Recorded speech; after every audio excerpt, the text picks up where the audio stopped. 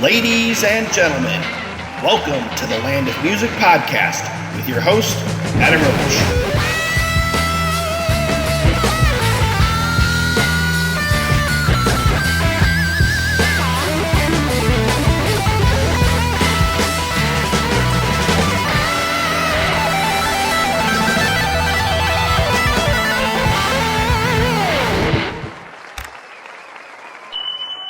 Hello.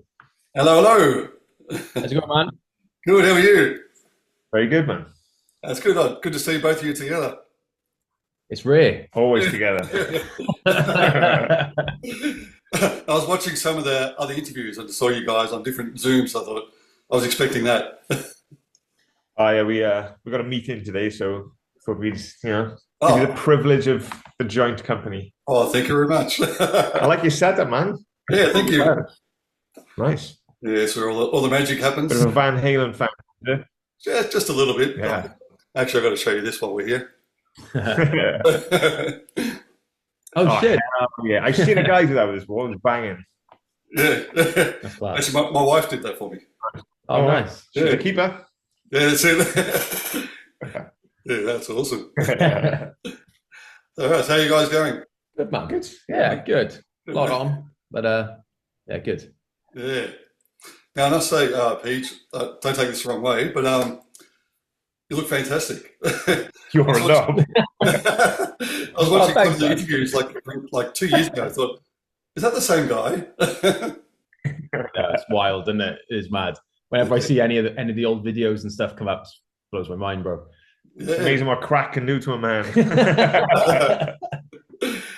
So you've been working out or bit of everything? No, I had gastric sleeve surgery 3 years ago now. Turns out it works. Well, yeah. Oh, congratulations. Thank you, man. So you guys are coming down in November down to Aussie, Australia. So you've got Brisbane, Sydney, Melbourne is where I am, and to Adelaide. And you guys come here, 2023, wasn't it? Last time you were here? Yeah. It was class. We had an amazing time there last time. It was Unreal. so good. Yeah, that's good. I'm glad you're coming back. So I didn't catch it last time, but definitely this time I'll be there. Yeah.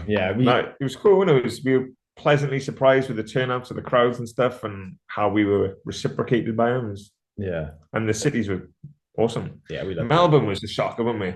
When we turned that corner, I don't know. I've never seen Melbourne as a skyline, and we turned the corner from the airport, and it was at night, so it was all lit up. It was like, holy shit! It was like New York. It was that tunnel, wasn't it? Yeah, you know, like a lit tunnel. Yep. When you come from the airport into Melbourne. Yeah. And we got there at like midnight or something. So it was dark and all the lights were on, and then all of a sudden you just saw the skyline. You're going through that tunnel and stuff. Yeah, it was like, oh cool. my god, it's really cool. Yeah. I woke us up then. Wait. Now I noticed in another interview you guys were talking about the songs that you guys do, especially like the musicals, like for the Disneys and things like that. They're like probably your most complicated songs to rewrite, I guess. Would you say? Yeah, I mean they're the most complicated original songs because they're scored for orchestras and stuff, and there's so many crazy sort of non-conventional parts to these songs. And the time with like the musical stuff, like the timing of the vocals is just so off the beat, and it's amazing how they're consistent with it. Because as punk musicians, you 4/4, you're like, okay, you're on the grid, it's like you know where you are, and then trying to like sort that out into a timing. It's because there's stories, isn't there? Yeah. Like it's almost like conversations between people within these songs and stuff, for the films and that. And it's pretty wild to get your head around to start with. Yeah. Like as soon as they send over music and I start doing vocals on it, I got to get into it. I really got to get into the swing of it. I'll do a bit, and I'll just sit with that bit for a while, and then all of a sudden the ideas come. And there's a different voice. Oh, that's a different voice. That's a different person. So it's like, so I'll do nice singing on that bit, and I'll do screaming and shouting on that bit, just so you've got this sort of differences between the parts, Yep. But weirdly, some of the hardest stuff to do is stuff that's already alternative. So like we've done like early 2000s alt songs before, and it's really difficult because it's all within the same genre. it's hard to make it different than it already is. Yep. Yeah. So it's like, so believe it or not, those easy songs are much harder to make different, if you like. Yeah, That's Whereas probably why Seeing This has got so many mental parts to it. It's either super fast or it's got that crazy breakdown in Linkin Park. yeah, you just got to go mental with it at that point, haven't you? Yeah. So do you both like sit down and figure out the guitar parts, who's going to do what, pretty much? We've gone down different roads with it, haven't we? Like we've all sat in the same room and done it together and thrown ideas, and then we've also done it where we go our separate ways, and you'll do one thing, I'll do another, and then we come together and go, I like that, I don't like that, and he likes that and he doesn't like that, and then we'll try this, try that. But I think the best way that it works now is we do our own parts and then we chuck it all together, and then we kind of thrash it out at the end then rather than at the beginning, because it gives everyone that kind of creative freedom to do what they want to do and put it down how they hear it without everyone sort of chipping in. Until then, the end, where we all go, right, I don't like what you did there. Yeah. It doesn't work with what he did there. And we just kind of bring it together at the end then. So a lot of the time you don't know what you want to put down until you're in that process, and the guitar might do a weird chuggy pattern on this part, but then if we were in a room and be like, oh no, just play that straight, and that would never have come out. Or the harmony, like Peej might come up with a real weird note that he wouldn't have chosen in a room full of people. Yeah. But at home when he's doing it on his own, he's like, I'm gonna go wild with For this. sure. Yeah. The amount of times with the vocals, if I'm doing backing vocals or harmonies or something, like some of the notes that I do and some of the harmonies that I do, if I was in a room with the boys and I said, bear with me, boys, let me do this, they go, oh, that sounds disgusting, man. But then I'd be like, just bear with me a minute. But like, if I'm doing it on my own, I'll put it in and everyone goes, oh, that's fucking, I like that, because it's layered and there's different parts to it and it works then. The 4 people you see on stage when we play live are very different people to when we're recording, because I don't want anyone around me. I want to make like 4 hours of bum notes for a half-hour worth of, good takes. And Peej is the same with doing vocals. So we're very insular and shy. When let me get down what's in my head, and then if you don't like it after that, that's fine. But at least hear me out. Like. Yeah. That's really cool. And I noticed even like with some of your guitar riffs, like it really sounds original. Like it's not like you're just copying the cover. It's like you're making up your own stuff as well. Yeah. That's the one thing that we like, is that we're not a covers band. Like we don't just replicate the song. It's not just a song with a heavy guitar and a drum beat over it. Like we keep the song as recognizable as it can be, so people know what it is and know they can sing along to it. But we basically rewrite the song. We want to stand on our own 2 feet with all this, and it's easy to be a punk cover band. Like so many people do it. It's so easy. Just all right, speed that up, make the guitar dirty, sing the melody, let's go. But like we try and take a step back. We try and find the little like intricacies in the songs. Like How Far I'll Go is a good example. The riff I'm playing in the chorus. If you listen carefully, that's like steel pan or like a pan flute pipe or something. It's on the original, but then we've just elevated it on that song, and it's turned into a guitar riff. So we try and look up those little parts and really make the song sound like a good, like, I don't want to say technical, but we do make things quite technical. Yeah, definitely. I noticed that. So I think it was is it Thriller? You do that as well. You have a little riff in there that you do in the pre-chorus. It sounds really cool. That riff is solid. Solid. It's class though. It is class. Yeah, that's hard. But it works though. It works really well. Yeah.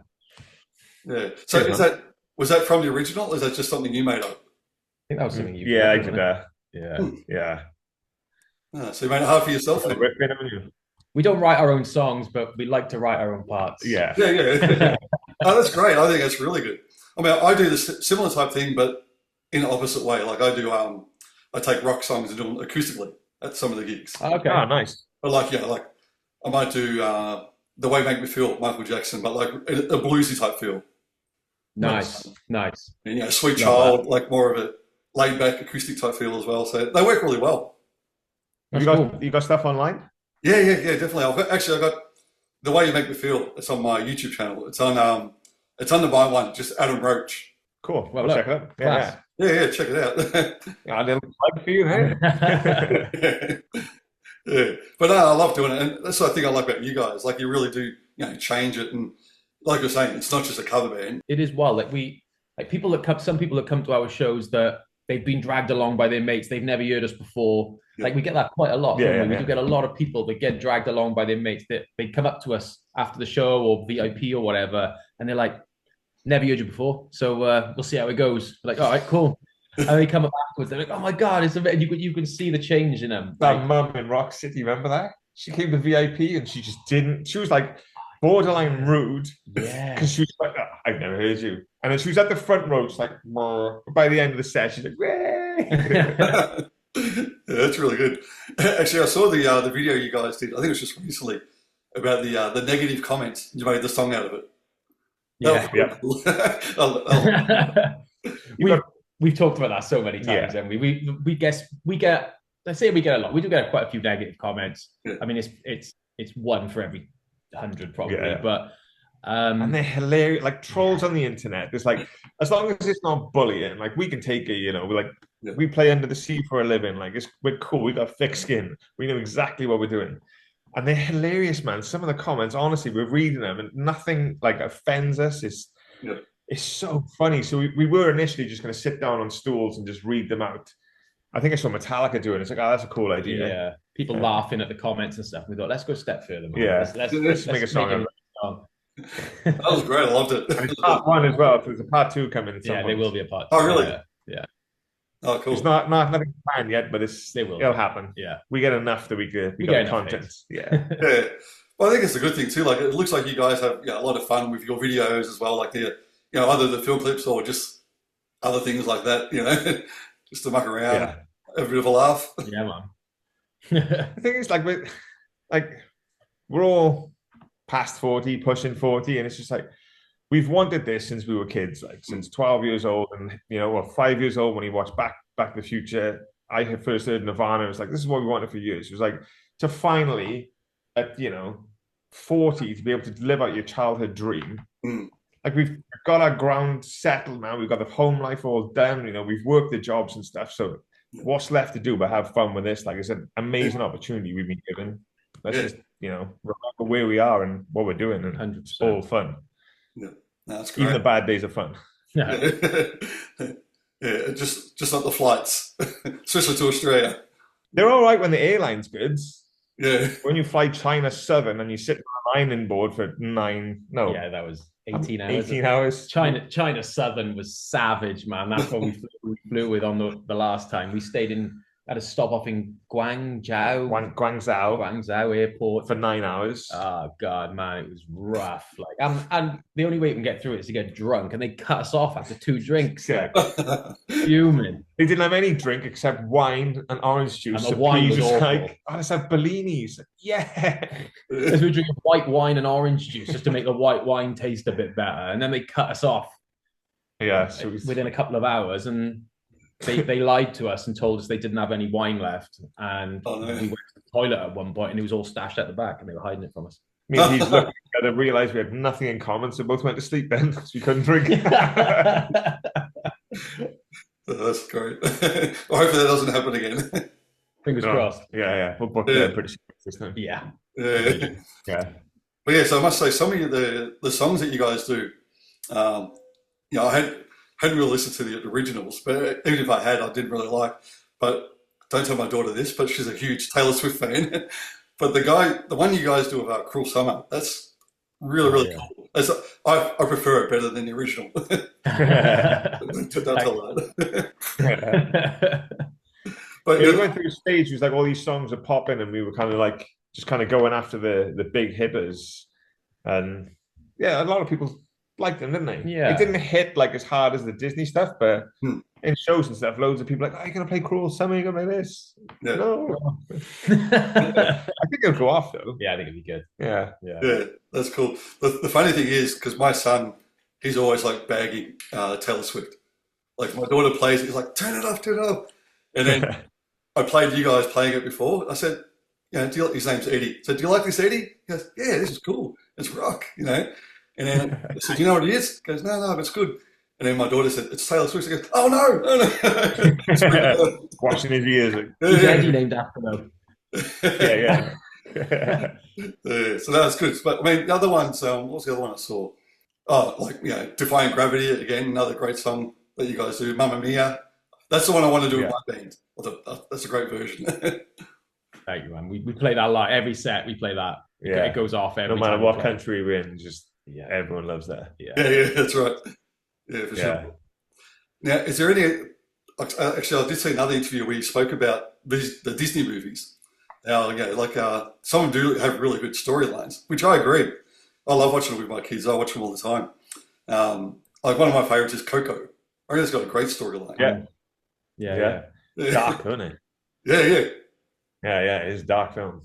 It is. But so is there any other ones? I'm not sure if you can mention it, but anything in the pipeworks that's coming up? We do. We've literally just pivoted. We had an album idea and theme that we sort of started demoing out, and now we've pivoted and left that for now and gone on to something else, which we're like a couple of songs into now. We can't really say too much about it at the minute, but it's in motion, and I think it'll come together good. Yeah, it'll be good. Yeah. Now, what do you guys think about the AI versions of these songs? Like, I hear all these different things, like whatever Van Halen as punk rock, or different. Have you seen many of those? I saw, and I can't find it anymore. Oh, really? And I'm devastated. It was Kurt Cobain singing "Stand By Me," Benny King, and it was the most incredible song I've ever heard, and it was gone off YouTube, and I'm devastated. Yeah, it was amazing, man. It was honestly one of the best. There's loads of Kurt Cobain singing Wonderwall and stuff.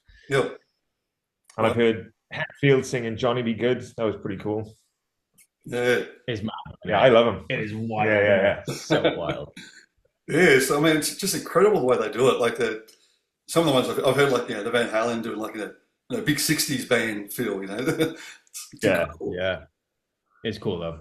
Yeah, it's cool when you know it's AI, but then when people start, palming it off as real. Yeah. Like today, I saw a news report about Donald Trump talking about bombing Tatooine, or whatever the hell it is, and the Jedi forces are coming, and it's like, oh, this is not real, obviously. Talking about overthrowing Luke Skywalker. She's a rebel. I was like, oh yeah, that's AI. Was it this morning? Probably not.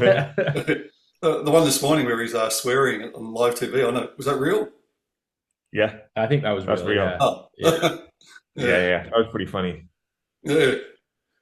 No, I'm not getting political. Just him swearing on TV was funny. Yeah.